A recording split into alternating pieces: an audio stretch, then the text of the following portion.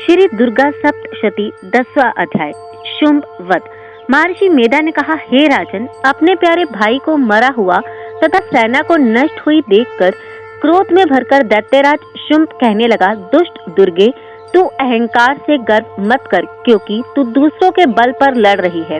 देवी ने कहा, हे दुष्ट, देख, मैं तो अकेली ही हूँ। इस संसार में मेरे सिवा दूसरा कौन है? यह सब मेरी शक्तियाँ हैं। देख, यह सब की सब मुझ में प्रविष्ट हो रही हैं। इसके पश्चात ब्राह्मणी आदि सभी देवियां उस देवी के शरीर में लीन हो गईं और देवी अकेली रह गईं। तब देवी ने कहा, मैं अपनी ऐश्वर्य शक्ति से अनेक रूपों में यहाँ उपस्थित हुई थी। उन सब रूपों को मैंने समेट लिया है। अब अकेली ही यहाँ खड़ी हूँ, तुम भी यहीं ठहरो।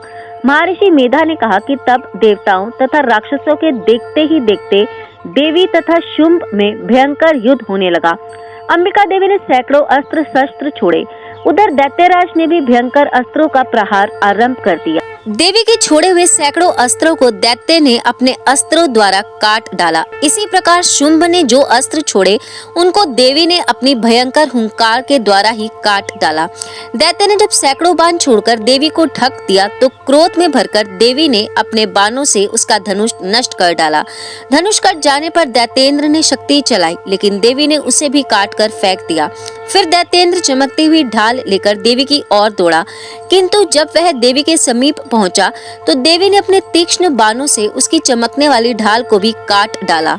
फिर दैत्येंद्र का घोड़ा मर गया, रथ टूट गया, सारथी मारा गया। तब वह भयंकर मुद्गर लेकर देवी पर आक्रमण करने के लिए चला, किंतु देवी ने अपने तीक्ष्ण बाणों से उसके मुद्गर को भी काट दिया। इस पर दैत्य ने क्रोध में भरकर देवी की छाती में बड़े जोर से एक मुक्का मारा। दैत्य ने जब देवी को मुक्का मारा तो देवी ने भी उसकी छाती में जोर से एक थप्पड़ मारा। थप्पड़ खाकर पहले तो दैत्य पृथ्वी पर गिर पड़ा, किंतु तुरंत ही वह उठ खड़ा हुआ। फिर वह देवी को पकड़कर आकाश की ओर उछला और वहां जाकर दोनों में युद्ध होने लगा। वह युद्ध ऋषियों और देवताओं को आश्चर्य में डालने वाला था। देवी आकाश में दैत्य के साथ बहुत देर तक युद्ध करती रही। फिर देवी ने उसे आकाश में घुमाकर पृथ्वी पर गिरा दिया। दुष्ट आत्मा दैत्य पुनः उठकर देवी को मारने के लिए दौड़ा।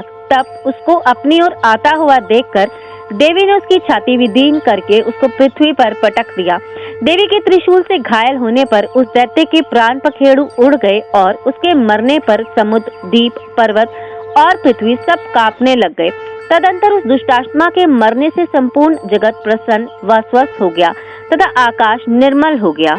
पहले जो उत्पात सूचक मेघ और उल्कापात होते थे वह सब शांत हो गए। उसके मारे जाने पर नदियां अपने ठीक मार्ग से बहने लगीं। संपूर्ण देवताओं का हृदय हर्ष से भर गया और गंधर्वियां सुंदर गाने गाने लगीं। गंधर्व बाजे बजाने लगे और अप्सराएं नाचने लगी। पवित्र वायु बहने लगी। सूर्य की कांति स्वच्छ हो गई। यज्ञशालाओं की बुझी हुई अग्नि अपने आप प्रज्वलित हो उठी तथा चारों दिशाओं में शांति फैल गई। अत श्री दुर्गा सप्तशती 10वां अध्याय समाप्त।